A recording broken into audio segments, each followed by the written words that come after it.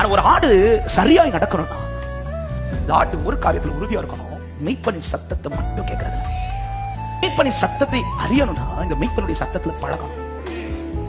11வது வசனத்துல என் ஜனமோ என் சத்தத்துக்கு செவி கொடுக்கவில்லை சொல்லிட்டு அடுத்த வார்த்தை இஸ்ரவேல் என்னை விரும்பல. அந்த நாட்களிலே ஆகாபும் சரி எசபேலும் சரி தீர்க்கதரிசிகளை கொள்ளுகிறது மாத்திரமல்ல எலியாவை தான் தேடிட்டு இருக்காங்க கொல்றதுக்கு.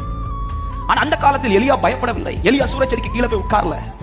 ஐயோ எசபேல் எனக்கு விரோதம் எழுப்பிட்டு ஆகாப் என்ன கொல்றதுக்கு தேடுகிறான் என்று சொல்லி எலியா எந்த இடத்துல பயப்படல. அதுக்கு மாற உபதியாட்ட கூப்பிட்டு சொல்றாரு போய் ஆகாப்ட்டு சொல்லி எலியா வந்திருக்கிறேன்னு சொல்லுறாரு. ஒரே காரியம் தான் 2 முறை வருகிறது. ஆனா முதல்ல நின்ன எலியாவுக்கு இப்ப நிக்க முடியல. ரீசன் என்னன்னா முதல்ல சொல்லப்பட்டிருக்கும் கர்த்தருடைய வார்த்தையின்படி நடந்து கொண்டே இருந்தான். 9வது அதிகாரத்தில் எசபேலின் சத்தம் கேட்டதுன்னு எலியா உண்மையிலே அடுத்து எந்த சத்தத்தை கேட்க துடிச்சிருக்கணும் தெரியுமா? கர்த்தர் சத்தம் கேட்க. ஏன்னா இந்த ஆட்டுக்கு அந்நிய சத்தம் கேட்டு பழக்கம் இல்ல. அவர் சத்தம் கேட்டு பழகினவனுக்கு இன்னொரு சத்தம் பாதிப்பை உண்டாக்காது. ஆமே, அவர் செய்வார்னு சொல்லி எனக்கு கேட்க வச்சுட்டு இன்னொரு சத்தம் வருது உலகத்தில் செய்ய மாட்டார்னு சொல்லும் போது அது என்ன பாதிக்காது.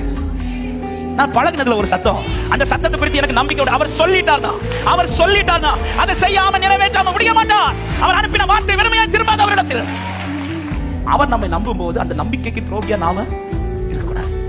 ஆண்டவரே எனக்கு உங்க சத்தம் மட்டும் உலகத்தில் அநேக சத்தங்கள் உங்க வாழ்க்கைக்கு விரோதமாய் வரும், குடும்பத்துக்கு விரோதமாய் வரும். உடனே அதை கேட்டுட்டு எலியாவை போல 19வது அதிகாரத்திலிருந்து எலியாவை போல கலங்காதீர்கள். மாறாய் 17வது அதிகாரத்திலிருந்து எலியாவை போல சொல்ல நான் தேவனுக்கு முன்பாக இருக்கிறவன், என்னை கர்த்தர் நடத்திட்டு இருக்கிறான். ஹல்லேலூயா.